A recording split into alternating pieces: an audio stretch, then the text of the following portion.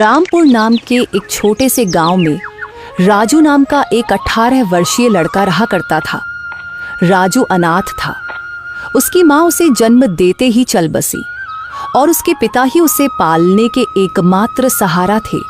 जब राजू 8 साल का था तो उसके पिता किसी काम से जंगल गए और फिर कभी लौटकर नहीं आए।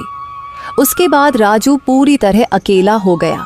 राजू गांव की एक टूटी फूटी झोपड़ी में रहता था। उसके घर के पास ही गांव का सरपंच और उसकी पत्नी रहते थे। उनकी अपनी कोई संतान नहीं थी, इसलिए राजू के माता पिता के गुजर जाने के बाद उन्होंने ही राजू को पाला। ये लो राजू बेटा, ये खाना खा लो और अगर कम पड़े तो मुझसे आकर ले लेना। अरे मौसी, मैं कब तक आपके ऊपर बोझ बनकर बैठा रहूंगा? अब तो मुझे शर्म आती है। अरे बेटा, ये तुम कैसी बातें कर रहे हो? अगर तुम हमारे अपने बच्चे नहीं हो तो इसका मतलब थोड़े ना है कि तुम हम पर कोई बोझ हो। आगे से ऐसी बात मत करना। चुपचाप ये खाना खाओ। यह कहकर सरपंच की पत्नी सीमा वहां से चली गई। राजू ने आराम से खाना खाया।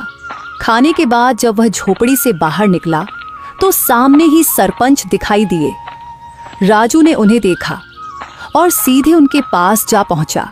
राजू बेटा, खाना खा लिया है ना?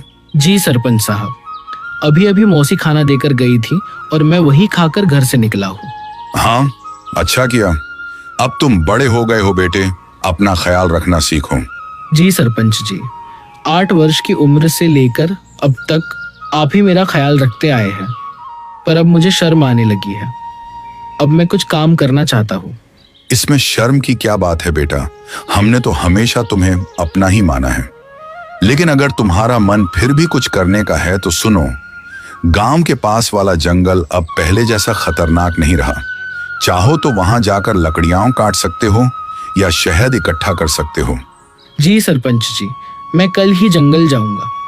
अब समय आ गया है कि मैं अपने लिए और आपके लिए कुछ कर दिखाऊं।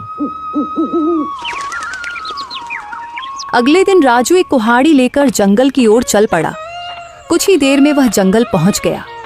जंगल में कदम रखते ही उसने सोचा, कुछ भी कहो, सरपंच जी ने बचपन से लेकर अब तक मेरी बहुत मदद की है। अब समय आ गया है कि मैं अपने पैरों पर खड़ा होकर दिखाऊं और अब मैं उनकी सेवा करूं ताकि उन्हें अपनी संतान की कमी महसूस न हो और वे हमेशा खुश रहे। अभी राजू ये सोच ही रहा था कि अचानक उसकी नजर एक कोयल पर पड़ी जो उसे बड़े ध्यान से देख रही थी। अरे, यह कोयल मुझे इतनी गौर से क्यों देख रही है?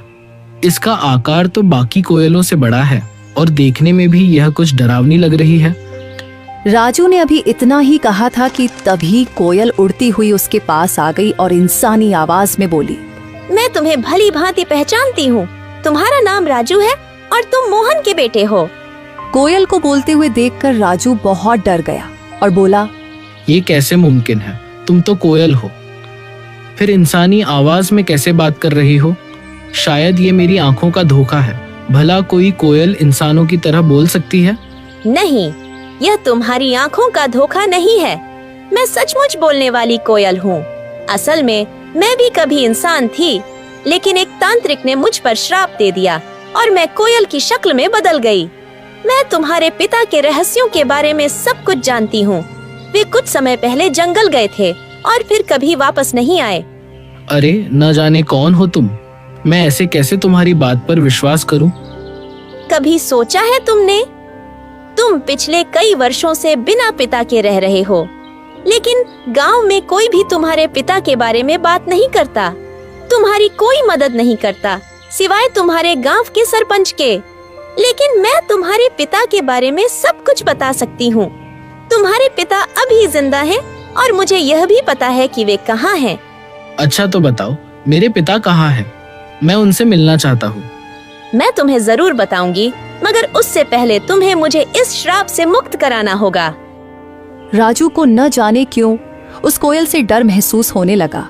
अरे, मुझे तो लगता है कि यह कोई राक्षस है जो मुझे अपने जाल में फंसा रहा है। इससे पहले कि यह मुझे नुकसान पहुंचाए, मुझे यहाँ से भागना होगा। यह सोचते ही राजू तेजी से गांव की ओर दौड़ पड़ा।